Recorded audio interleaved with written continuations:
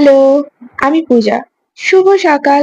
আজ আর সকাল থেকে বৃষ্টির কোনো দেখা নেই।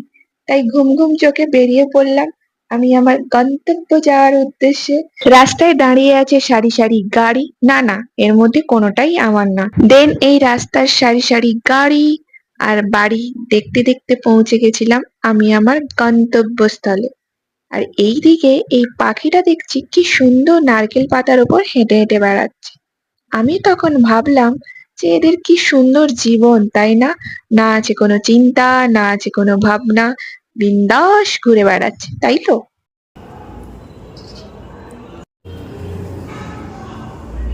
তো আজ স্কুল থেকে এসে টুকিটাকি কিছু কাজ ছিল, সেই কাজগুলো গুছিয়ে ঝটাপট করে চান টান করে ফ্রেশ হয়ে গেছি। আজ যেহেতু বৃহস্পতিবার, তাই মা বলল আগে তুই পুজো করে নে।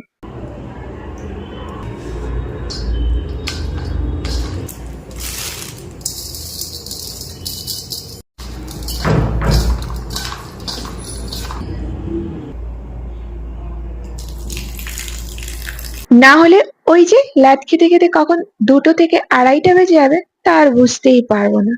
আর একটা জিনিস যেটা আমি ভেবে দেখলাম, এটা কি শুধু আমার সাথেই হয়? কি হয় বলতো? আমি যেদিন স্কুল থেকে এসে এই ধরো ফ্রেশ ট্রেশ হয়ে চান টান করে টুকিটাকি নিজের কাজ টাজ গুছিয়ে ঘুমোতে গেলাম, তো সেদিন কিছুতেই ঘুম আসবে না। বাট যেদিন স্কুল থেকে এসে টুকিটাকি কাজগুলো করে তারপর ঘুমোতে যাই, সেদিন কি সুন্দর ঘুম ধরে যায়। আর ঘুম ভাঙতে ভাঙতে হয়ে যায় 1:30 2টো, খেতে খেতে তাই হয়ে যায় 3টে 3:30। কোনো কোনো দিন আরো দেরি হয়ে যায়।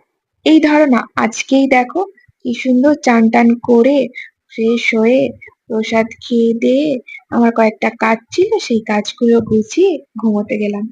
কিছুতেই ঘুম ধরলো না। চোখ বন্ধ করে পড়েছিলাম জানো তো, তাও কিছুতেই ঘুম এলো না। কি আর করা যায়, ঘুমটাকে মিশিয়ে বলে এদিকে লাঞ্চের আগে কয়েকটা কাজ ছিল সেগুলো গুছিয়ে নিলাম। ও মা, এ কি দেখছি, মুড়োগুলো শুধু টকের ওপর ভেসে আছে, মাছের আর পিসগুলো কই? খোঁজাখুঁজি করেও তো আমি পেলাম না উপর থেকে দেখতে। কারণ দেখো, আমি তো মাছ অতটা পছন্দ করি না, আর মাছ খেলে ন্যাজাটা একটু বেশি পছন্দ করি। তারপর দেখলাম মা আমার পাতে দিয়ে দিল ন্যাজা। তো আর সব থেকে যেটা দুঃখের বিষয়, আজ রান্না হয়েছে তিতা আর কলা, যেগুলো খেতে আমার একদমই ভাল লাগে না। মনকে অনেক কষ্টে বুঝিয়ে সুঝিয়ে রাজি করিয়ে খেলাম। দেন ছাদ থেকে এসে এক্সারসাইজ করে ফ্রেশ ট্রেশ হয়ে দেখলাম মা এখানে প্লেটে করে সাজিয়ে দিল ফুচকা। একটা দুটো মুখে দিয়ে চলে গেলাম পড়াতে। তো চলো আমি পড়াতে যাই, আর তোমাদের সাথে আজকের মতো বাই।